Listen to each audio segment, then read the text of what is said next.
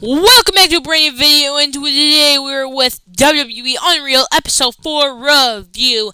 And this episode was about the John Cena heel turn, which the original plans of the John Cena heel turn and his whole production was way crazier than I ever thought it could be.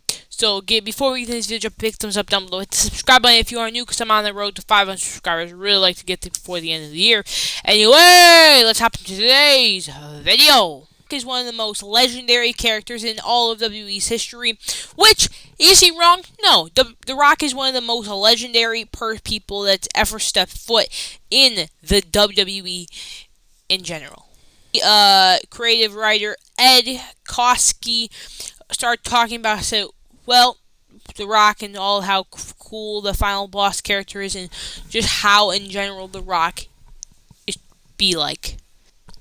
TKO board member, director Dwayne The Rock Johnson himself even says the final boss is the greatest heel of all time, and there's nothing he can't do, nothing he can't say. He can say whatever he wants at any time he wants. Which we've seen what the final boss's promos look like, and they're guaranteed he's the only one who can say whatever he wants.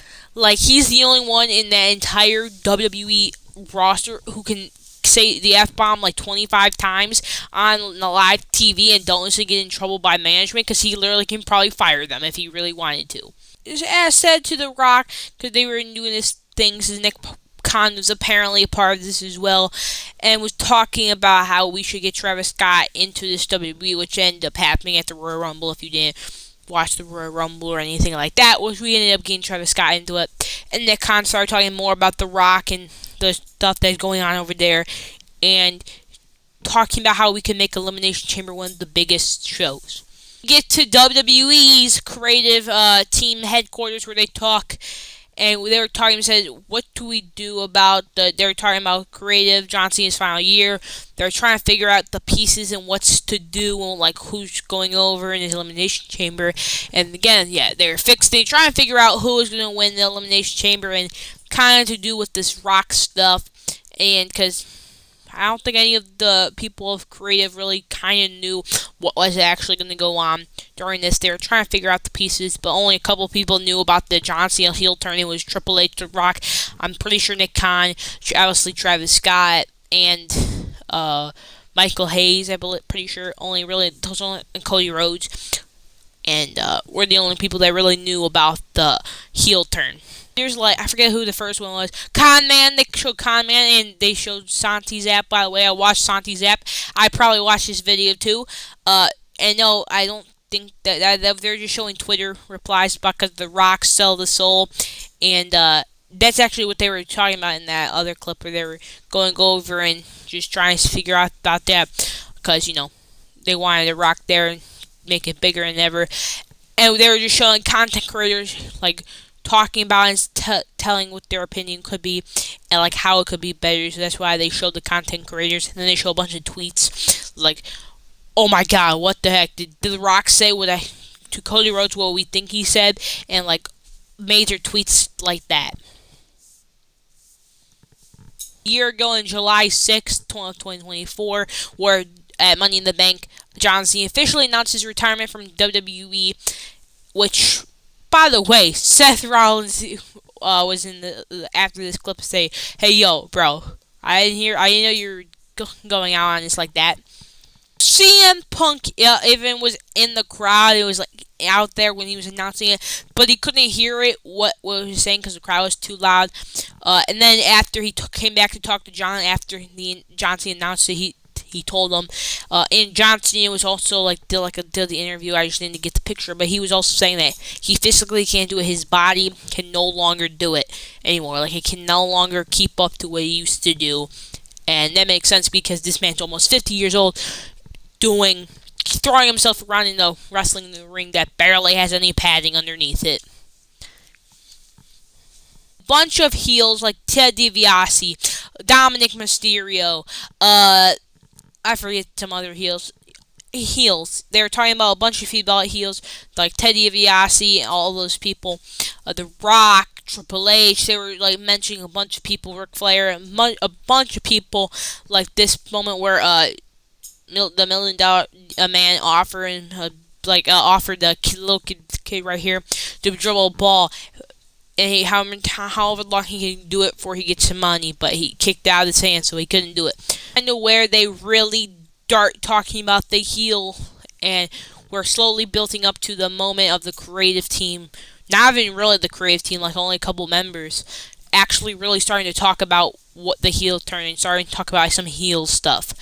We even got Xavier Woods, whose real name is Austin Watson, the Batman. Awesome Austin Creed and Xavier Woods. By the way, they're Batman, but one of your wrestling names is crazy. Like, what? How did you get that name? And Awesome Austin Creed? What? Bro, you stole the Miz's gimmick. But of course, when they showed Xavier Woods, they were talking about the New Day heel turn against Big E, and they're really explaining how the crowd reacted and all that stuff because it went from New Day sucks to New Day rock, or New Day rocks to New Day sucks. They showed the parents of Xavier Woods' parents in Atlanta when the WWE Raw was in Atlanta. So yeah, they just showed a bunch of the heel turn of the New Day, which is one of the more recentest heel turns that are still heels. Was started talking to us and say they were actually okay at first again having Cody or face Cody versus maybe face Cena, because they were talking about it, but they actually were okay having that matchup because one is loved by the crowd and the other is loved by the crowd too. So why would you change anything up there, since John Cena's been a babyface for 100 billions of years, and there's not any really makes sense with that. This little guy right here, whose name is Brian, this man apparently is Rock's creative team, who used to work at WWE. The Rock has his own creative team. That is some nastiness. How do you have your own you're rich when you have your own creative team for wrestling, for a company who already has a bunch of creative team members. I don't know how I feel about that. I don't know how I feel about that. But he was one of the only people that really knew about the John Cena heel turn. But he ended up going into depth about the real OG plans of the Rock's soul offer to Cody. And to go into this thing where he's kind of like things, and just three people who knew was Paul, Bruce Pritchard, and I'm pretty sure that Brian guy or something. I forget. Or no, that Ed guy. And Triple H was talking about, it's kind of like Marvel where there's alternate timelines. Which, by the way, you're 100% right. WWE has so many alternate timelines that if you made this decision go there, it would look so much different instead of you go there. There's just so many timelines we could have gone down when you're making these creative plans. Like, it's disgusting. Like, this could have been like the craziest plan, but this was the first plan they were going to go to. And let me just tell you, I was not expecting it. Because the offer, because they went to SmackDown, right? There's always going to be this soul offering to Cody, and there's always going to be the right to soul, right? To the SmackDown thing. But then we move over here, and the original plans was Cody Rhodes does not accept the challenge to The Rock. The Rock, Kevin Owens comes already out, and they make like a literal already match. Like a match on the spot where Kevin takes the title off of Cody.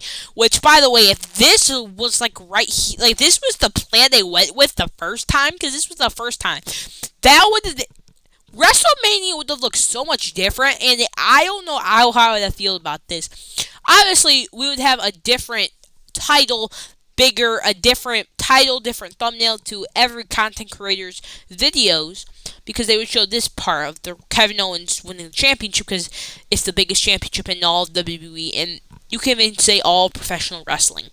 So, and then having the title taken off of Cody, the face of the company of WWE right now, and giving it to someone like Kevin Owens, who you don't really expect to have the championship like that.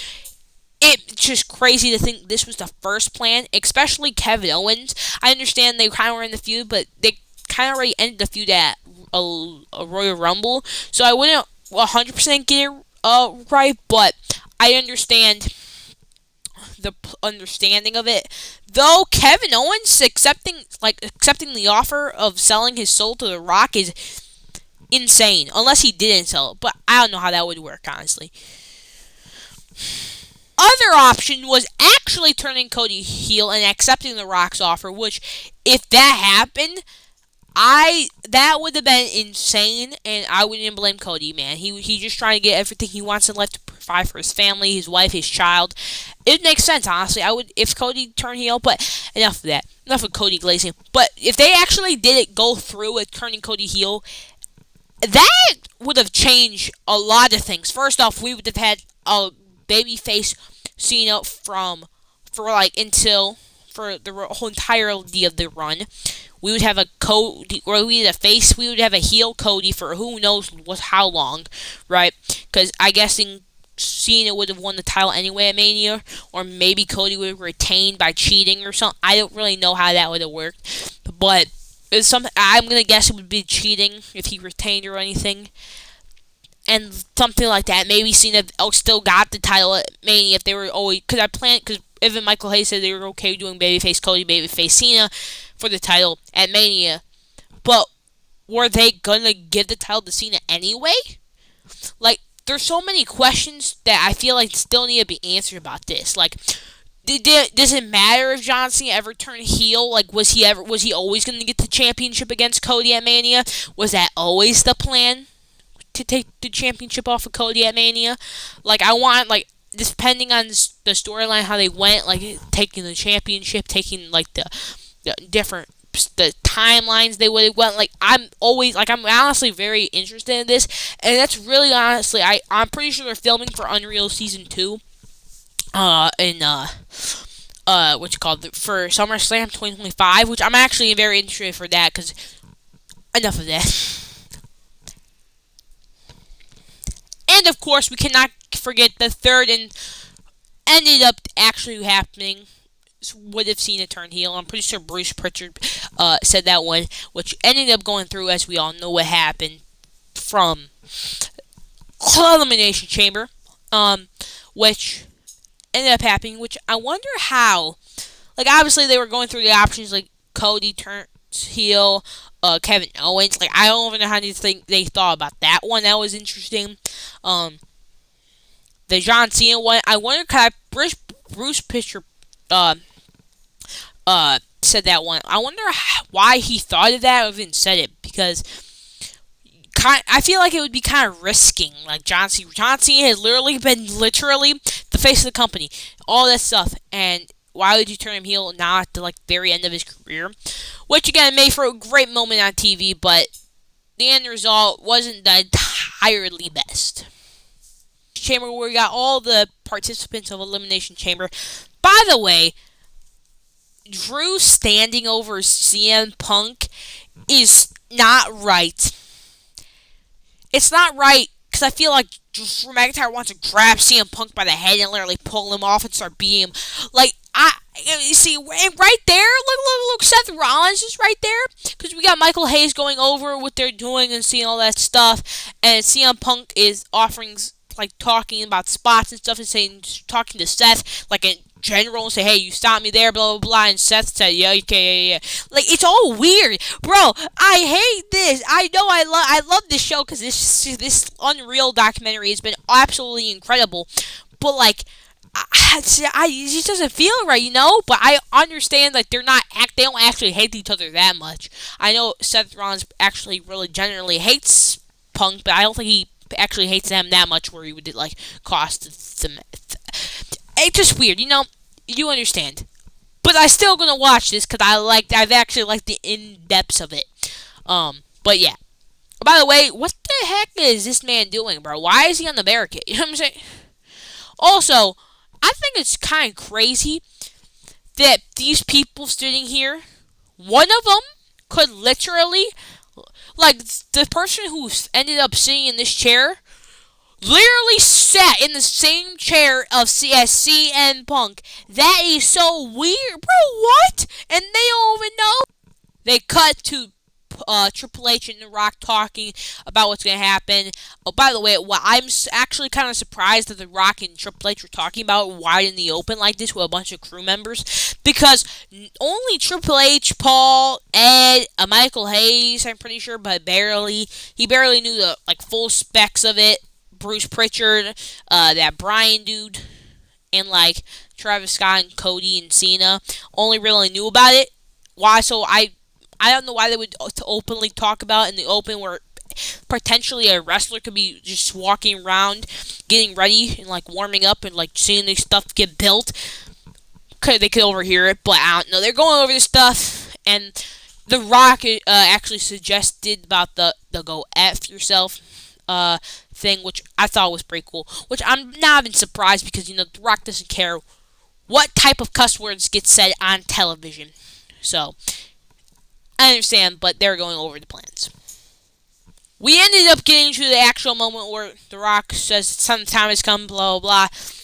But I thought the really interesting part about this entire thing was where Triple H was actually, or Hunter, Paul, whatever you like to call him, was actually talking through his headset to the people, the camera people who like run the camera, switch the angles, and the trucks where he was telling the people in the trucks that, hey, don't bleep, focus on The Rock. We're gonna do focus on Cena, doing like tell him what to exactly do. Do not bleep out the F word, because normally WWE likes to do that. So yeah, and like that was a very interesting part of it, I think, because like I don't know, like the camera things. And then after Triple H told the one dude, or told the people that had the headsets on, not to cut that, the one dude said, "Hey, everyone, don't censor anything," which I thought was pretty cool. So that was the most like interesting part of this entire thing. That does not include the original plans for the heel turn, the Rock's soul offer. Cause I think there would have been there's just so much stuff going on, bro, that it just confuses me, bro. After the finish was done, you see the backstage of what people thought. You see John Cena shaking Ed's hand and blah blah blah. It was great. Oh, you did a great job. Then we see The Rock and Triple H talking about how the good segment was. Then we had the commentators coming from them say, "Hey, great stuff. That was some great stuff." And then Michael Cole say, "Wow, I didn't even know that was gonna happen. Like I didn't even know that was happening." Also, I thought it was funny when John Cena was punching Cody with the Rolex. You could Michael Cole would say, "Hey, that's some brass knucks right there," and Triple H literally had to say into the commentator, "That's a Rolex," and we used to hear a couple seconds later Pat McAfee say, "I think it's a Rolex. It's a Rolex, Michael." That was pretty funny, I thought. But not even Michael Cole knowing or any of the commentators knowing just shows how much this was in secret. And even Michael A says that they had to keep it to such a small group, like Paul. I'm pretty sure Michael Hayes, because he only was told on the day of the event that was like officially happening. The Rock, Brian, that dude, Ed, Bruce Pritchard, and Cody and Cena.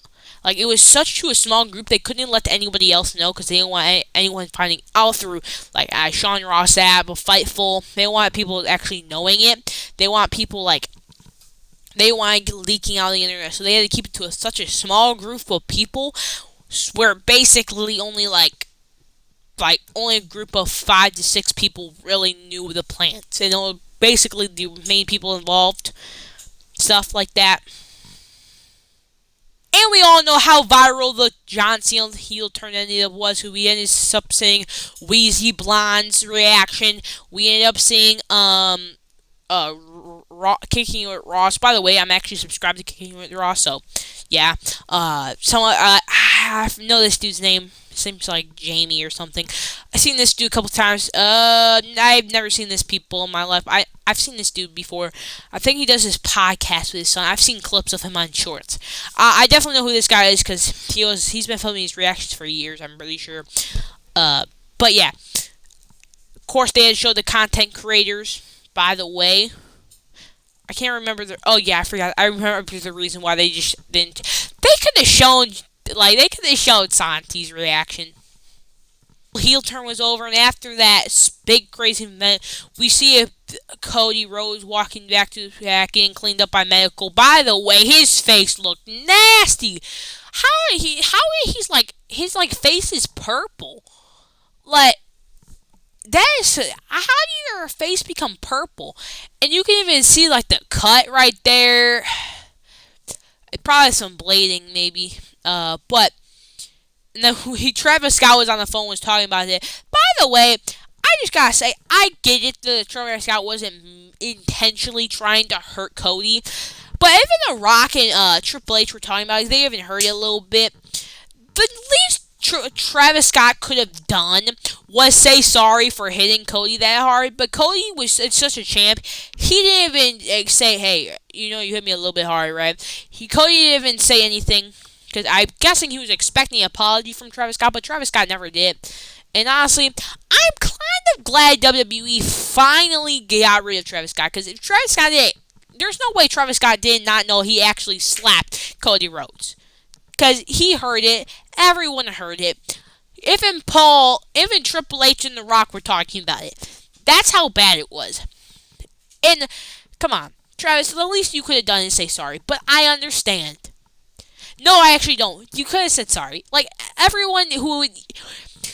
Like, it makes no sense. That's why, me personally, I think you deserve that Crossroads.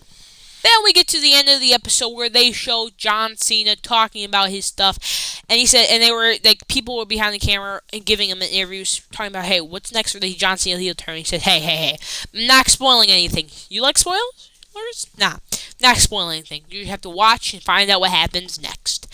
Which I'm gonna guess this part was that filmed maybe on the day of WrestleMania, or maybe a couple days before WrestleMania, or like a day after WrestleMania, because he is that WrestleMania hat, his WrestleMania gear. So I'm guessing, based on John Cena's ring attire and the tire in his hat, that this was filmed like a couple days, maybe the day of, maybe the day after of WrestleMania. I'm just gonna go based off of John Cena. But I'm actually very hyped for episode 5. So yeah. Leave it down in the comments below what you guys have thought about this episode of The Heel Turn. Guys, today, put down in the comments below what you guys thought of WWE Unreal episode 4. Leave it in the comments below. Anyway, have a beautiful rest of the day. See you tomorrow. Bye.